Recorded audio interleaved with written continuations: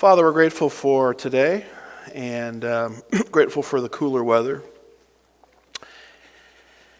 And I just pray that the Holy Spirit would be with us today as we study your word here in Sunday school.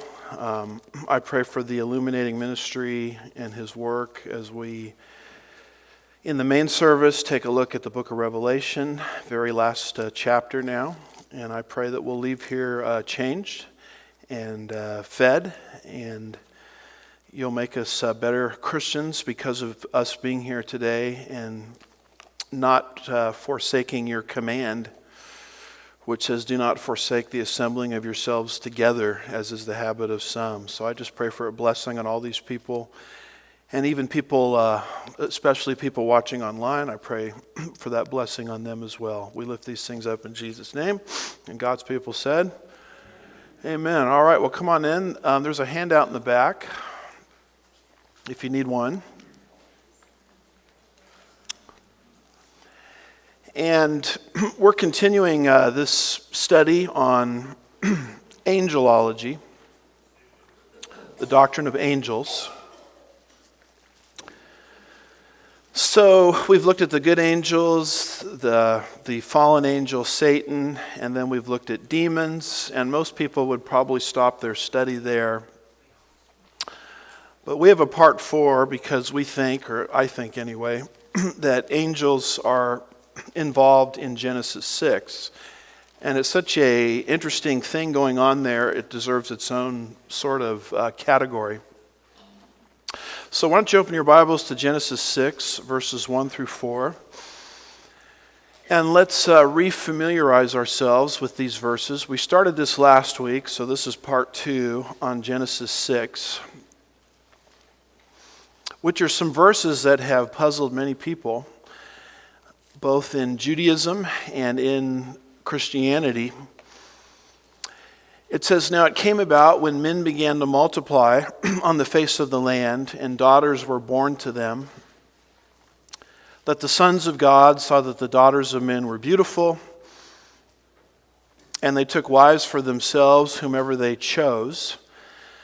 Then the Lord said, my spirit shall not strive with man forever, because he also is flesh. Nevertheless, his days shall be 120 years. The Nephilim were on the earth in those days, and also afterward, when the sons of God came in to the daughters of men, and they bore children to them. These were the mighty men who were of old, men of renown. So the problem of words in here is the repetition of the expression sons of God, verse 2, verse 4. And then these Nephilim, and the only other time Nephilim is used in the Old Testament is in Numbers 13:33,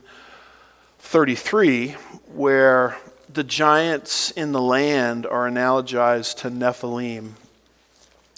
So the Nephilim apparently were these strange creatures that came into existence as a result of this unholy union between the sons of God and the daughters of men. So the last time I was with you, I gave you probably the 3 major views on it. And obviously I believe view number 3, because we're dealing with this under angelology. So if you want the other views and some of their problems, you can listen to last week. But I think the correct view, and I have made no attempt to defend this yet, I just want people to understand the view, that Genesis 6 verses 1 through 4 actually is fallen angels procreating with human women. And you say, well, why would they do that? That's the weirdest thing I've ever heard. Well, it relates to Genesis chapter 3, verse 15, which was a prophecy given to Satan. And at that particular point in time, he was put on notice that there was coming one from the seed, that's a key word there, seed of the woman, or Eve, who will take his head and crush it. And so what Satan does is he works in history to prevent that prophecy from being fulfilled. And we went through many of these passages last time, but all the way through the Old Testament, you see Satan working to somehow stop or halt the line leading to Christ. I mean, his A game, all the way up to the crucifixion, really, all the way up to the birth of Christ, is to prevent Jesus from coming into the world. If he prevents Jesus from coming into the world, and he's trying to prevent that because Jesus is coming through a particular line, if he prevents that and stops that, then he wins and he retains his authority over the earth, which was forfeited to him by Adam in Genesis 3. So Genesis 6, verses 1 through 4, all it is just another chapter in that saga. And all the way through the Old Testament, he's using these different strategies to stop the birth of Jesus.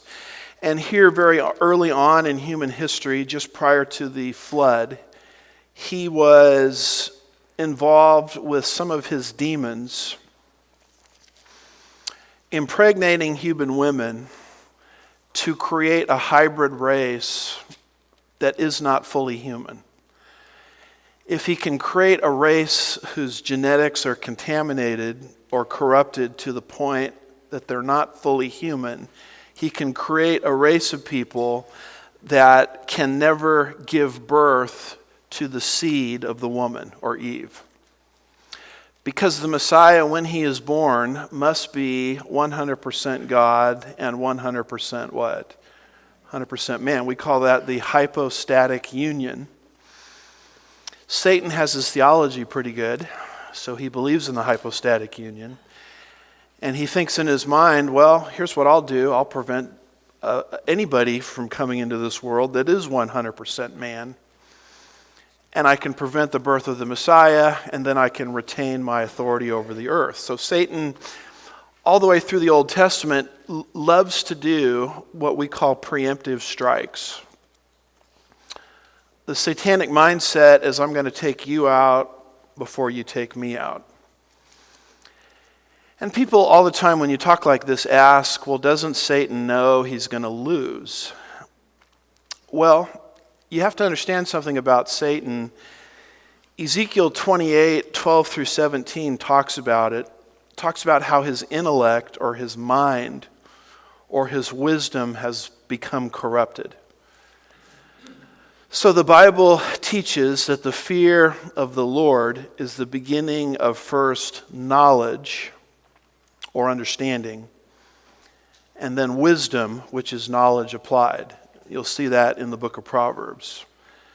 And if you're not in a right relationship with the Lord, the mind doesn't work the way it's supposed to, because the Bible says a prerequisite for the mind working the way it's supposed to is the fear of the Lord or respect for God. And you can see Paul talking about this in Romans 1. When the Gentiles reject the things of God, they reject the clear revelation of God as revealed in creation. Paul says their minds become darkened. So when you're dealing with Satan, you're not dealing with a being that's logical.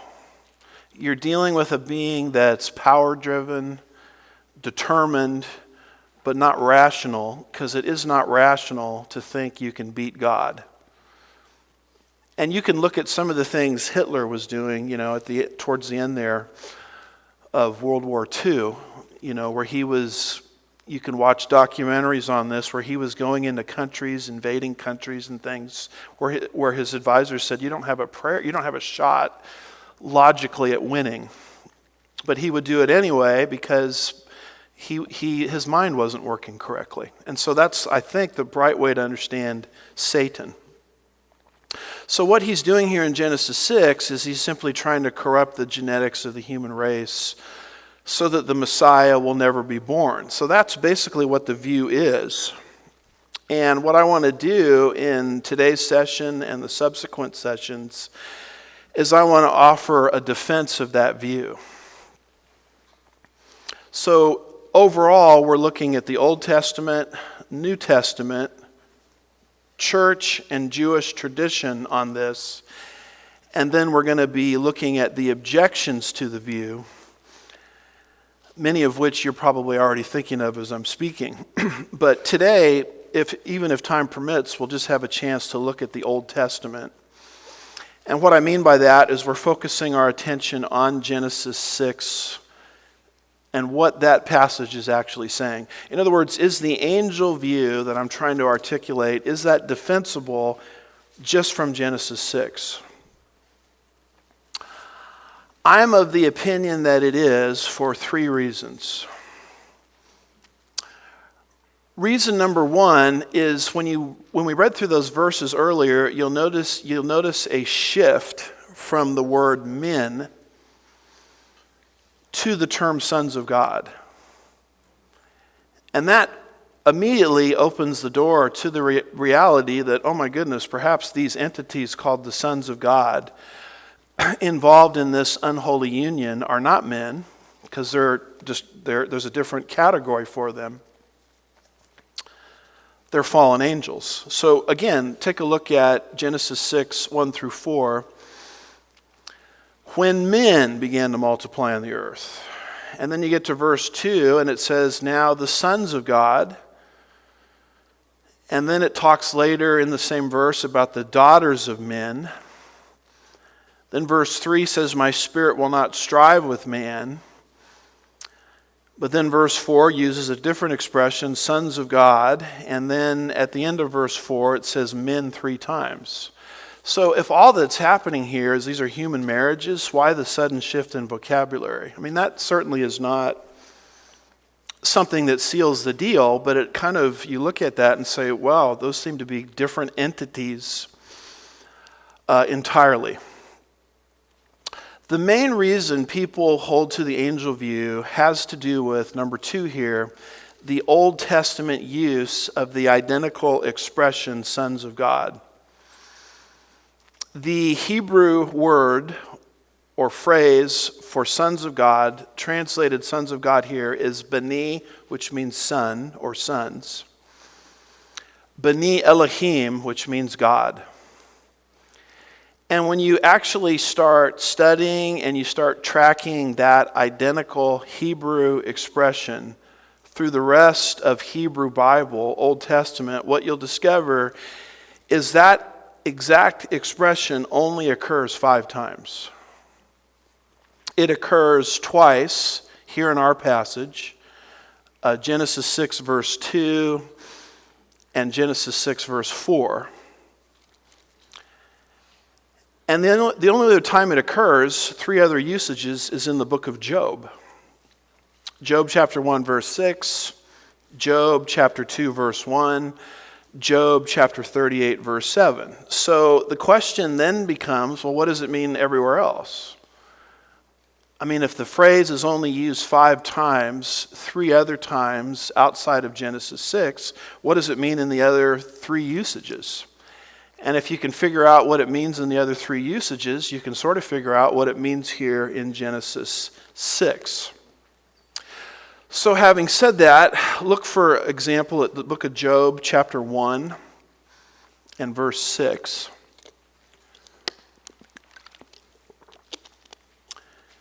It says this, now there was a day when the sons of God, does that sound familiar? That's our same word, Bani Elohim, came to present themselves before the Lord, and Satan also came among them. Now, here, very clearly, sons of God is a reference to angels. And we think that because they're presenting themselves unto God in the book of Job. That's the heavenly scene in Job 1 and 2. And then it's very clear that Satan was right there with them. And we know from our study of Satanology, Ezekiel 28 verse 14, Ezekiel 28 verse 16, that Satan is an angel. In fact, you recall that he is called in those verses the anointed cherub. So there's no doubt that Satan originally was a high-ranking, unfallen angel prior to his sin. And so here he is now in the book of Job in his fallen state, going into the presence of the Lord as an angel, a fallen angel, along with his buddies, or friends, I guess we could say, the sons of God. And they begin the attack on Job's character, and they begin to accuse Job, and you know the story of the book of Job. But that's how the book of Job starts. So there's no doubt in Job chapter 1, verse 6, that sons of God, B'nai Elohim, is angels. What about the other reference? Notice, if you will, Job chapter 2 and verse 1 says the same thing. It says, again, there was a day when the sons of God, that's our phrase, B'nai Elohim, came to present themselves before the Lord, and Satan also came among them to present himself before the Lord. So here again is Satan, an angel, fallen angel, going into the presence of the Lord with his associates that would also be angels. And some people object to the interpretation that I'm giving here about fallen angels procreating with human women, because they'll try to make the argument that, well, these fallen angels couldn't be fallen angels because they're called sons of God. That doesn't sound very fallen to me. But you'll notice here that Satan is with these entities called sons of God. So sons of God I don't take as an automatic reference to the good angels, because Satan is with this crowd. Sons of God, I think, refers to angels in general. And the context tells you whether you're dealing with good angels or fallen angels. But there we are at the beginning of Job. We've got two references to B'nai Elohim, sons of God, and it clearly refers to angels. And slip over, if you could, to Job chapter 38, verse 7. Job 38, verse 7. This is the part of Job where God finally speaks and gives Job a pop quiz to show him how little he knows. There's nothing that makes you more humble than a pop quiz, right? Especially from God. Especially when God starts to ask you questions about things you weren't there to see, like creation. So in the process of this pop quiz, God is asking Job all of these questions, asking him about creation. And he asks Job, where were you when I created the heavens and the earth, etc. And he says, when the morning stars sang together and the sons of God, there's our word, shouted for joy. Now, morning stars is a clear reference to angels, because stars don't sing, do they? So it can't be talking about just stars in the heavens. It's using stars as an analogy for angels, because they appear to have vocal cords and they appear to make noise. Make a joyful noise unto the Lord. The angels are pretty good at that. When the morning stars sang together. Now, one of the things to understand about Hebrew is it functions in what we call Hebrew poetry. One of the ways the Hebrews express themselves is through poetry. And when I say poetry, we get confused on that, because our poetry rhymes sounds. I would have an example, but I can't think of one. But you know what I'm saying. The sounds rhyme. You're a poet and you don't know it. How's that? The sounds rhyme. That's not how the Hebrews did poetry. They didn't rhyme sounds like we do. They rhymed ideas. And that's a Hebrew structure called parallelism, where you have to take the two lines together, because the two lines are rhyming an idea. And so there's all kinds of different forms of Hebrew parallelism. There's something called antithetical Hebrew parallelism, where the second line is saying something completely different than the first line. And then there's something called synonymous Hebrew parallelism, where the second line is saying what's in the first line, but in different words. And this is what we have an example of. Everybody takes this, Job 38, verse 7, as synonymous Hebrew parallelism. And if this is synonymous Hebrew parallelism and the morning stars singing are angels, then obviously the expression, the sons of God shouting for joy, they must be angels too, because what's happening in the second line is it's repeating what's in the first line, but in different words. So there's no doubt that Job 38 verse 7, B'nai Elohim, means angels. So the sons of God, B'nai Elohim, is only used 5 times in the whole Hebrew Bible. And 2 times are right here in Genesis 6. The only other 3 occurrences are in the book of Job. And so if that's what it means in the book of Job without equivocation, then that's probably what it means in Genesis 6. Now, one of the things to understand about this is people that deny the angel position will talk about how the book of Job was written late. I do not believe the book of Job was written late. I think the book of Job occurred early, and not only did it occur early, but it was written early. The book of Job was not written by Solomon, as some think, long after the Genesis story took place. The book of Job was written in the patriarchal time period. If you have the Bible Knowledge Commentary and you look at Dr. Roy Zook's treatment of the book of Job, and he got very interested in the book of Job because he went through a tragedy related to his daughter going into a coma because of a motorcycle accident, and she wouldn't wake up from the coma. He actually wrote a little book about it called Barb, Wake Up, which you can find online. And in the midst of his anguish that he was going through with his daughter, he became very interested in the book of Job, and he wrote a commentary on the book of Job. And so when you read his commentary, it's wonderful because you're not dealing with a guy who's just writing about things from an academic perspective. You're dealing with someone that is really suffering. And his treatment on the book of Job you can find in his own commentary and also in the Bible Knowledge Commentary.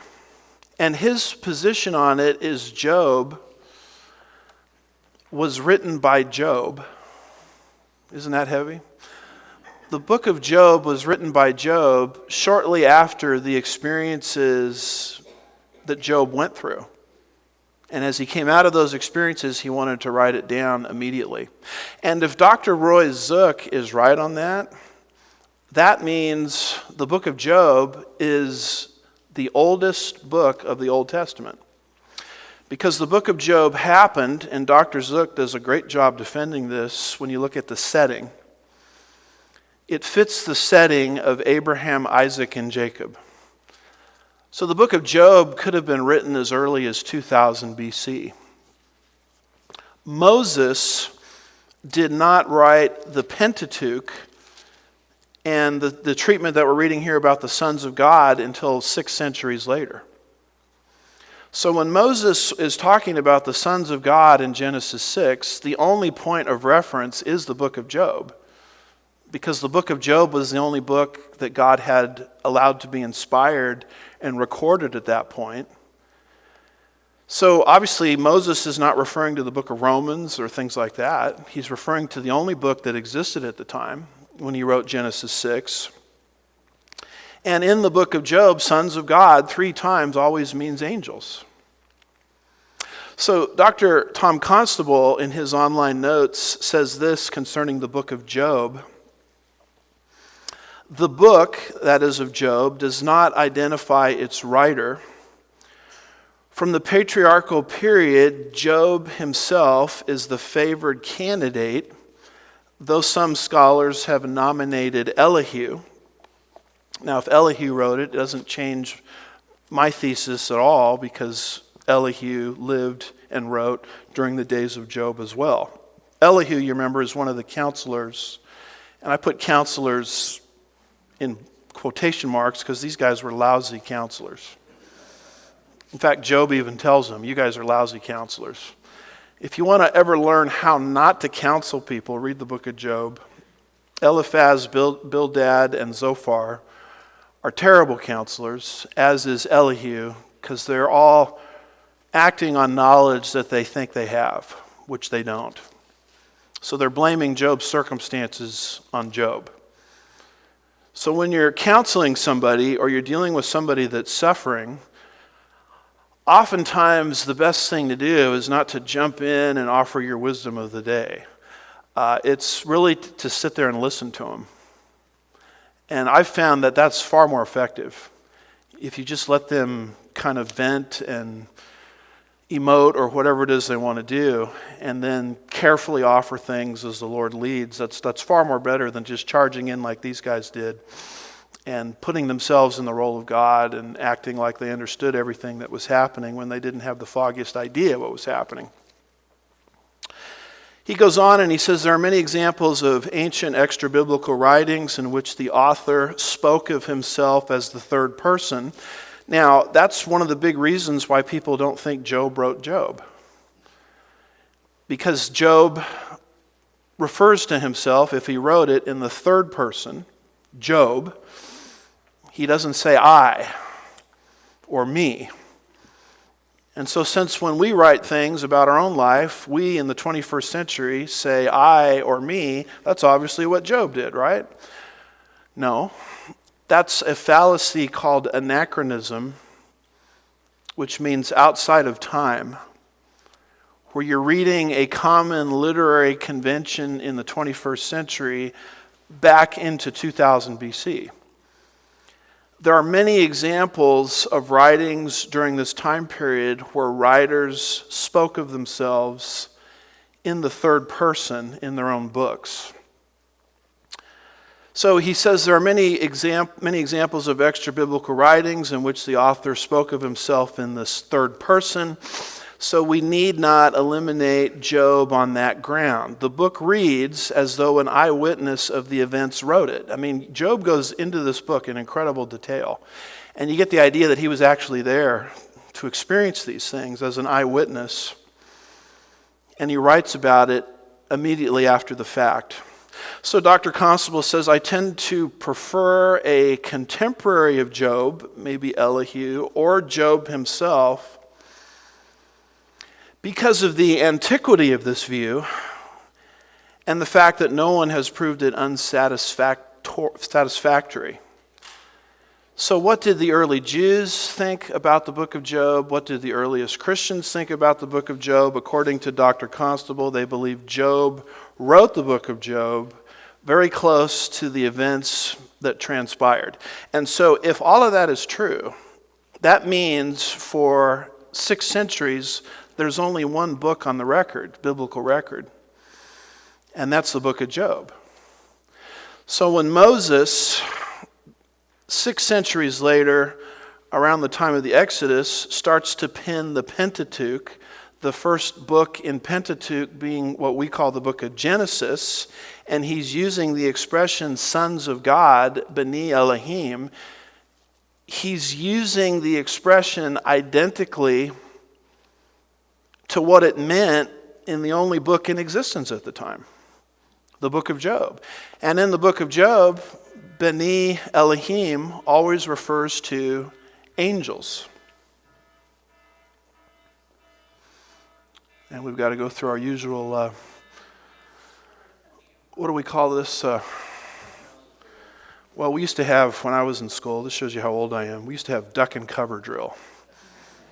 So we got to do a little duck and cover drill at least once or twice in Sunday school, don't we? Just to keep us honest. So let's all get down under our desks. All right. We're safe. Do they do duck and cover drills at school anymore? Because we all had to get under our desks. Sandra, you're a teacher. Do they do duck and cover drills? They do drills, but not duck. They don't do duck and cover. I guess because we're safe now from nuclear attack. Okay, I feel so much better. I'm glad the Iran deal has made us so safe. All right, end of commentary for the day. So you can see the logic of of why the angel view believes what it believes. The concept is Moses is borrowing nomenclature from the only book that existed, the book of Job. Now, as the book of Proverbs says, one man sounds good until another man arises to cross-examine him. And so since this is a very debatable issue that I'm speaking of here, I always like to give you the other side. What the non-angel interpretation says is go to the book of Deuteronomy. Same author, same time period, where sons of God does not mean angels. So Gleason Archer and everybody else that denies the angel view goes to Deuteronomy 14 verse 1 to say Genesis 6 has nothing to do with angels. And over in Deuteronomy 14 verse 1 it says, you are the sons of the Lord your God. Now obviously that's not angels, because he says you shall not cut yourself or shave your forehead for the sake of the dead. So it's talking about marks and haircuts and things that that humans experience. And so what they'll say is, look, sons of God doesn't mean angels in Deuteronomy 14 verse 1. So sons of God has nothing to do with angels in Genesis 6. That's the argument. But if you look very carefully at this expression, it's not exactly the same expression, is it? It doesn't say sons of God. It's not B'nai Elohim, which I'm taking as a technical phrase, a phrase that always means the same thing everywhere it's employed. And when you go over here to Deuteronomy 14 verse 1, it doesn't say sons of God. It adds a phrase or two, the sons of the Lord your God.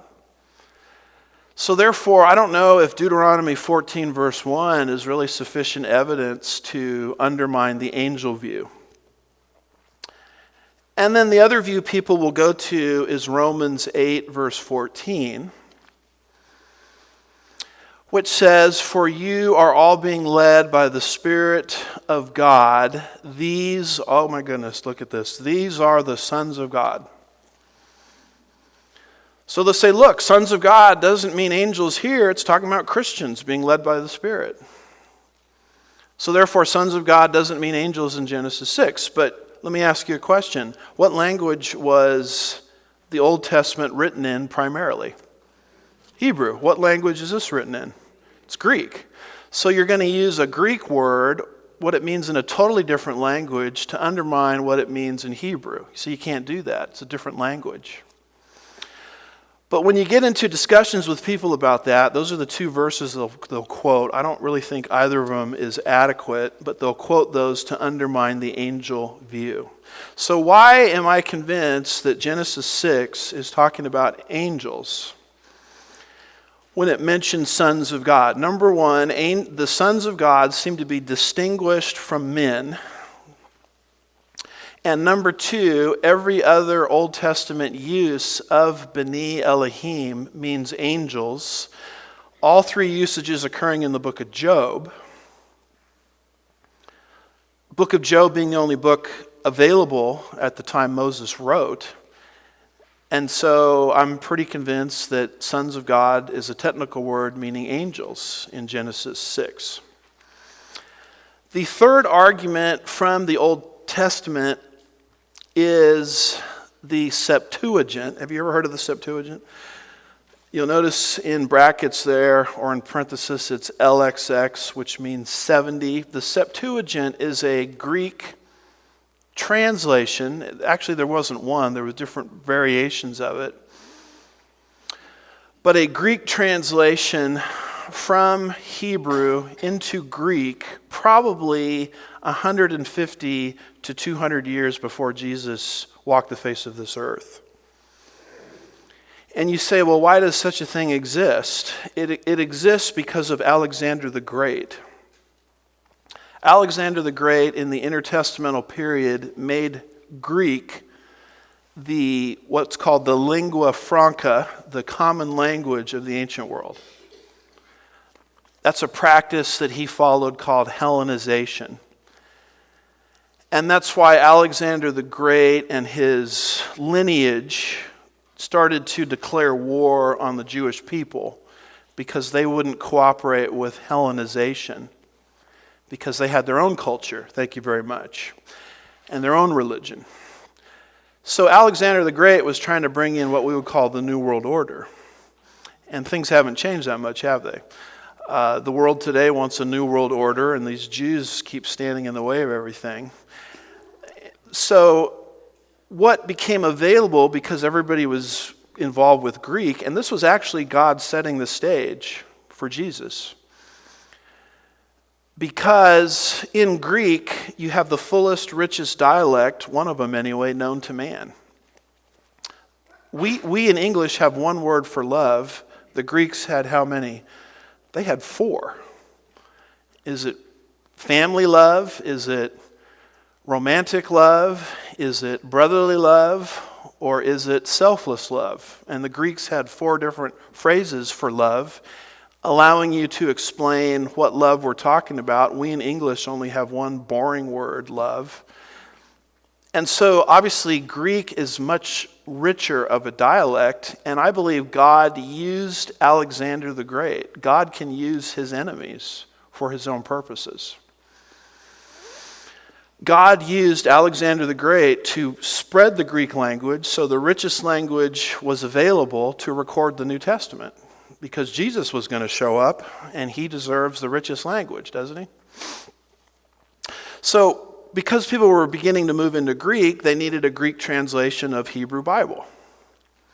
And it's called the LXX, meaning 70, because according to tradition, and this comes from a letter called the Letter of Aristeas, I think it is, 70 scholars did that translation work in 70 days.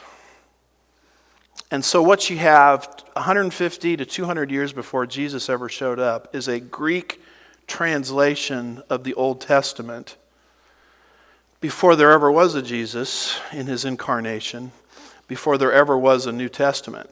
And what's interesting is you get into a lot of the different variations of the Septuagint, and you just ask yourself a simple question. Well, when the Septuagint translators got to this expression, sons of God, how did they understand it? And it's very interesting to note that they translated it in many cases as angels. So when they saw Beni Elohim, they thought it was speaking of angels. Now you say, well, the Septuagint, who cares about that? That's not inspired. And that's true, it's not inspired. But you can sometimes use the Septuagint to resolve linguistic ambiguities. For example, we have Isaiah 7, verse 14, which we take as a prophecy concerning the virgin birth of Christ. And people will come back at you on this and they'll say, well, it doesn't say virgin, it says Alma, which means a young woman of marriageable age. It doesn't necessarily mean a virgin. And we've gone into that discussion here when I've preached on Christmas, those kinds of issues. But it's interesting that the Septuagint translators took that word Alma in Isaiah 7 verse 14 and they translated it as Parthenos when they went from Hebrew to Greek. And you say, well, who cares? Well, that's a big deal because Parthenos in Greek always means virgin. So the Septuagint translators apparently thought that Isaiah 7 verse 14 was speaking of the virgin birth of Christ. And I'm sort of making that same argument here with Beni Elohim. The Septuagint translators themselves thought that phrase referred to angels. So you'll notice what we're doing here is we're just looking at Genesis 6, and if you just look at Genesis 6, you start to see arguments emerging that this is not just speaking of cohabitation, polygamy, unbelievers marrying believers. You start to see there's something more going on here because you've got a switch from men to sons of God. You've got the book of Job, the only other book that uses the phrase sons of God. the only book available at the time, if Job wrote Job. And it always means sons of God there. And then you've got actually some leadings from the Septuagint. So there actually becomes a logical, rational basis, you see, for believing that these sons of God cohabitating with human women are fallen angels trying to disrupt the line leading to Jesus Christ. And you say, well, I'm sure glad we're finished with Genesis 6. Now we can move on to the New Testament. No, not quite. 4 more arguments from Genesis 6. You guys handle this? First of all, the expression Nephilim. Remember we saw there in verse 4, the Nephilim, we take that as the product of the sons of God and the daughters of men. The Nephilim were on the earth. The Nephilim obviously must be some weird-looking creatures because they're later in Numbers 13, verse 33, analogized to giants. So let me ask a question. When the Septuagint translators got to the word Nephilim, what Greek word did they use? Well, they used the word gigantes. Now, we're dealing with Greek here. Gigantes, in Greek culture, it was a reference to the Titans. You remember your Greek mythology? Who exactly were the Titans? They were half man, half God creatures, because the gods, if I remember some of my Greek mythology, were procreating with human women. So through those unions, there was kind of being created this demigod, man-god entity. And so when the Septuagint translators got to this word Nephilim, they used a word from Greek mythology consistent with the angel view that I'm trying to articulate. The Nephilim, fallen ones, are the hybrid race. And that's who the gigantes are in Greek mythology, tracking how the Septuagint translators translated Nephilim from Hebrew into Greek. I find that very interesting also. And if you go to Genesis chapter 6 and verse 9, you read this.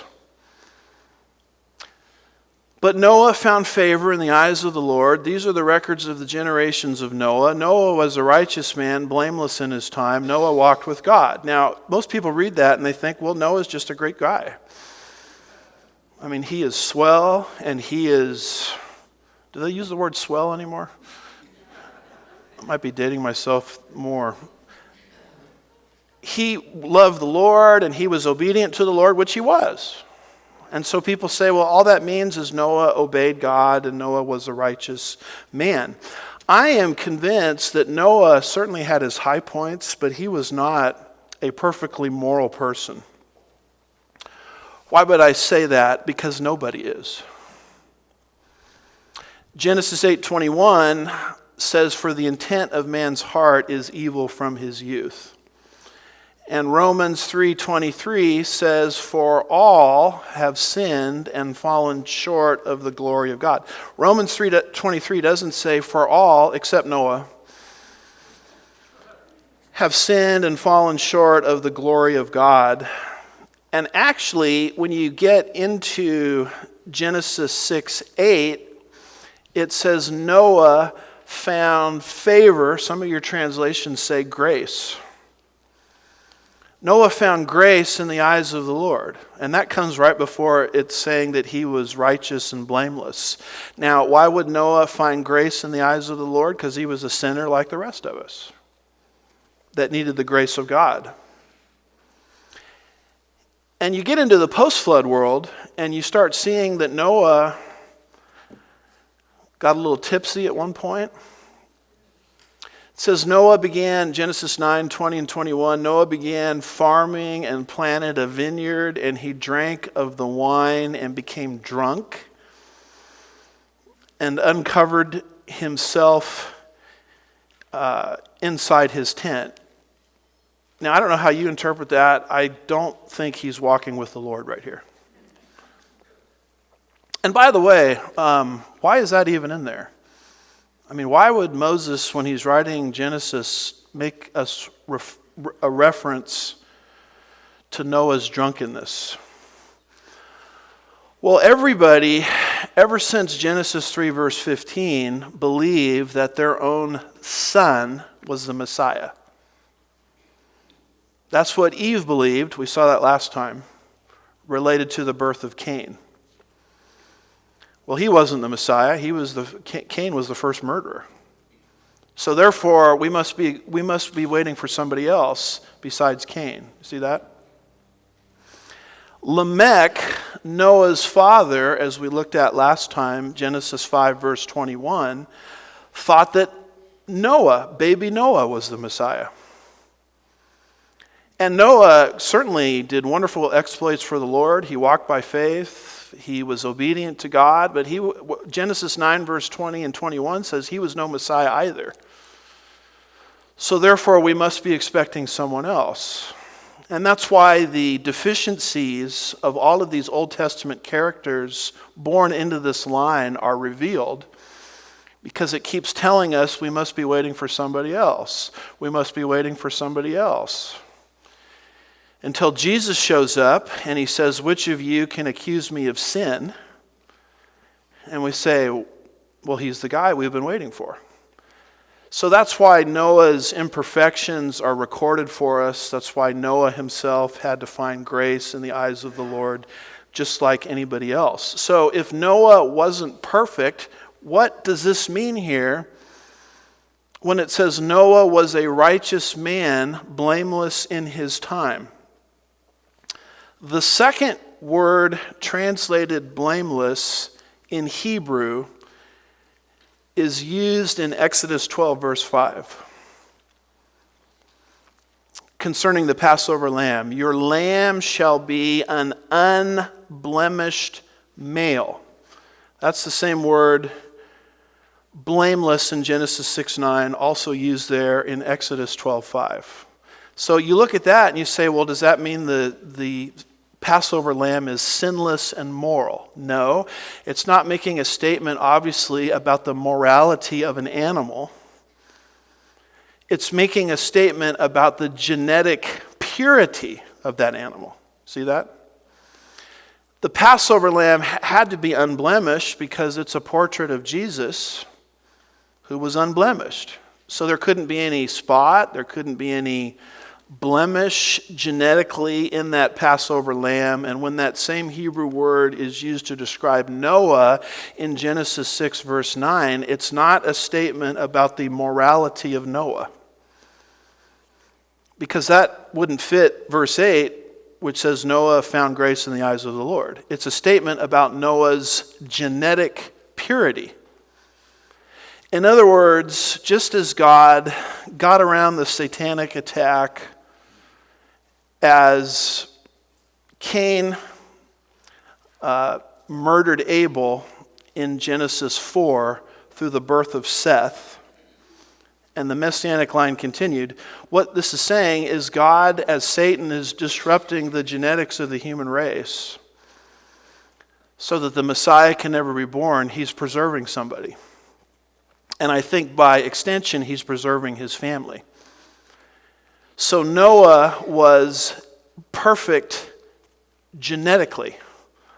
I would assume, along with his wife and their 3 sons, Ham, Shem, and Japheth, and their respective wives, 8 total in the ark. That's why it's making a statement that he was righteous and blameless. He was one of the few on the face of the earth whose gene pool had not been contaminated by what Satan was trying to corrupt in Genesis 6. So my reading of righteous and blameless is very different than what you get most Bible readings. You read that and you think he's innocent. Well, I don't think that's what it's saying. I think it's saying he was genetically pure. And that's why the Bible works so hard to trace the lineage from Adam through Seth, through Noah, him and his family protected in the ark, and then post-flood through Shem, and ultimately to Terah, to Abraham, to Isaac, to Jacob, to Judah, and ultimately to Jesus Christ. In other words, the attack that Satan was waging in Genesis 6 was so profound that God has to preserve somebody, because if he doesn't preserve somebody and their family, there's going to be nobody left on planet Earth to fulfill the promise of Genesis 3 verse 15 that the Messiah must be fully God and fully man. And so that's how I read a lot of the things in Genesis 6, like verse 12. It says, God looked on the earth, and behold, it was corrupt, for all flesh had corrupted their way on the earth. Why does it say all flesh had corrupted their way? You can interpret that morally, and maybe morals have something to do with it, but I think a lot of it has to do with genetics. The genetics of the human race were being tampered with of such a severe nature that if this is allowed to go on, the Messiah will never be born, which is what Satan is doing here prior to the flood. And I think that helps us understand the total evil that was going on in Genesis 6. Look at the degree of evil. God says, my spirit will not strive with man forever, because he also is flesh. Nevertheless, his days will be 120 years. You guys got 120 years and it's over. Why? Because there was wickedness on the earth. Notice this. Every intent of the thoughts of his heart was only evil, to such an extent that the Lord was sorry and grieved that he made mankind to begin with, and he decided to blot out man. And you go to Genesis 6, verses 11 through 13, and it talks about how the earth was corrupt and filled with violence. All flesh had corrupted its way. The earth was filled with violence. People lost any sense of morality or right and wrong. So something was happening to the human race that pushed it to this level of depravity. Watch your doctrine of depravity very carefully, because I find that Calvinism particularly misrepresents this doctrine. They make it sound as if people in their depravity are as evil as they can possibly be. And they indulge every single sin. Now, I believe in depravity if you'll let me define it the way I want to define it. Depravity means total. Every aspect of our being has been corrupted by sin.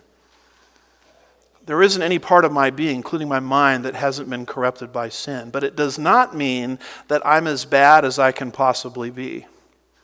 Because even an unbeliever will give money to the Cancer Research Society. Even an unbeliever, when they see a child in the crosswalk, will apply the brakes.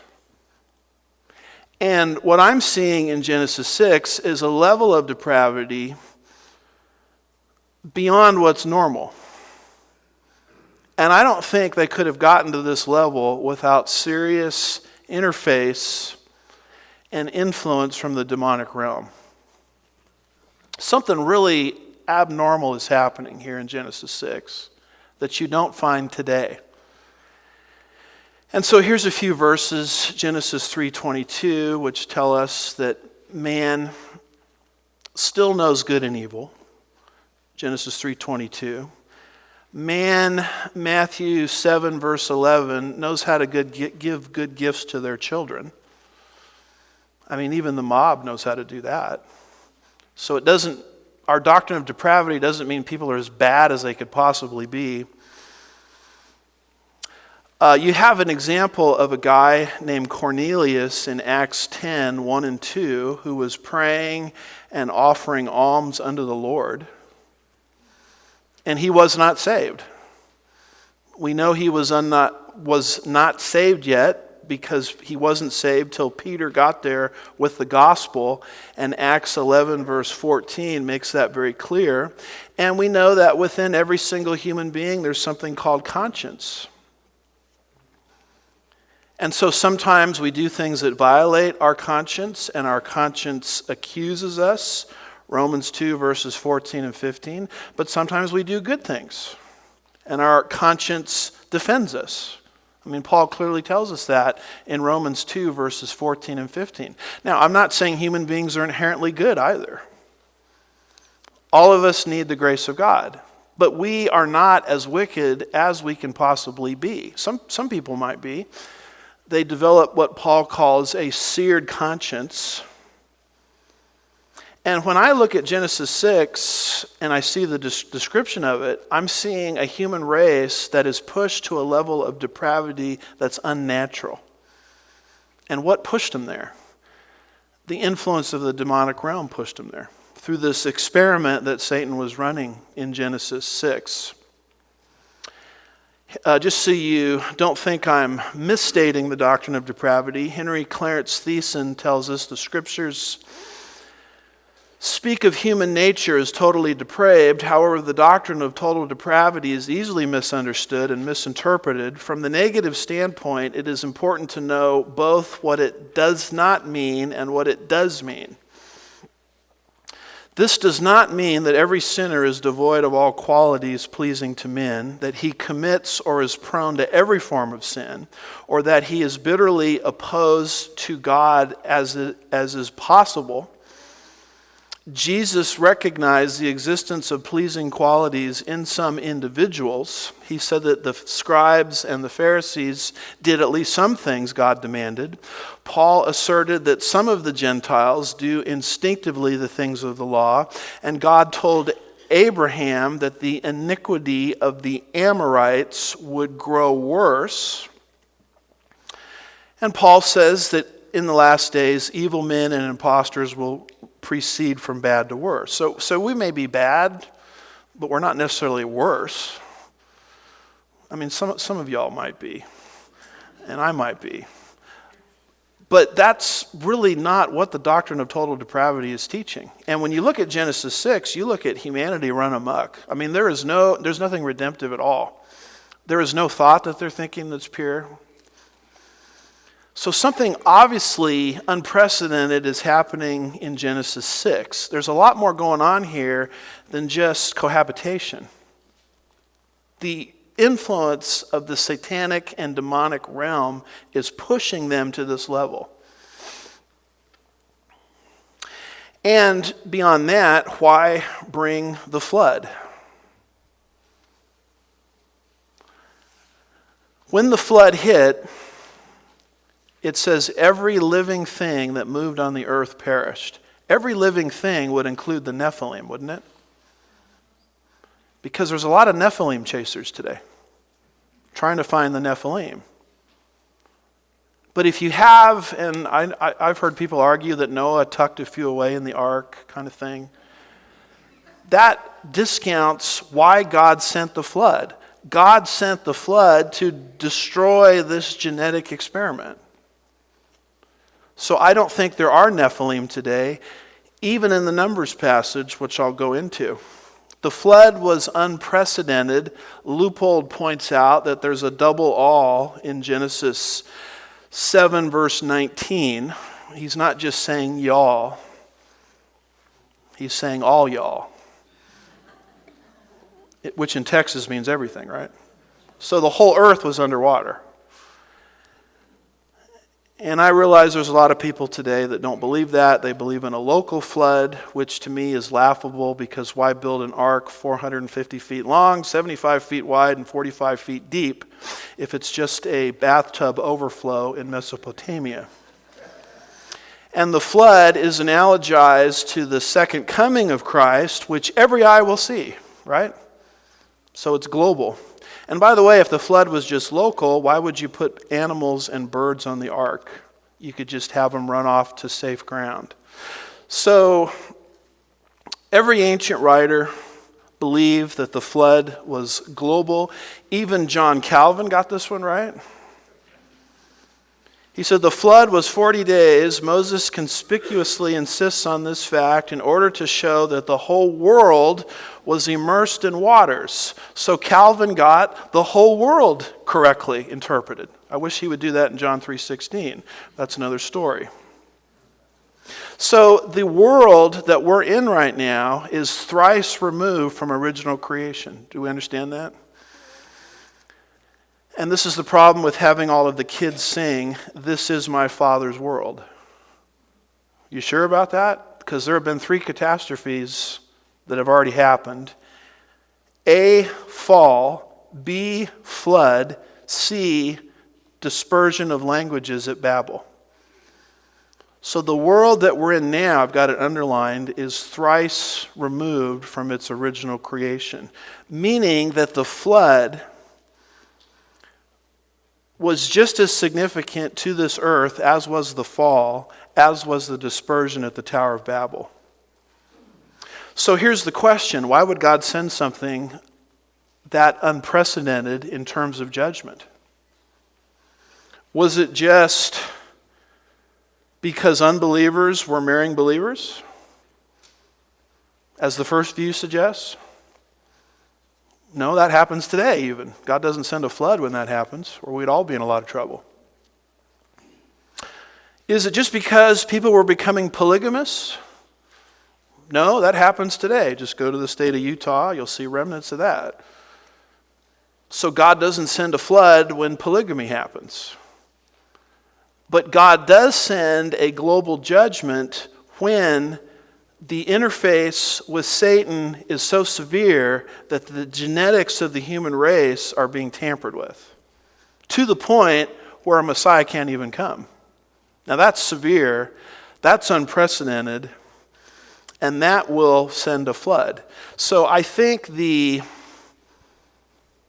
necessity of the flood itself also argues for the angel interpretation. So what are some more proofs for the angel interpretation? The Septuagint translators' interpretation of Nephilim as titans, the statement about Noah's perfection, and the level of depravity people were at prior to the flood, I don't think is explicable absent demonic involvement of an abnormal nature. And something obviously really weird from our perspective was happening then, or else God would not have sent a global judgment to destroy this experiment entirely.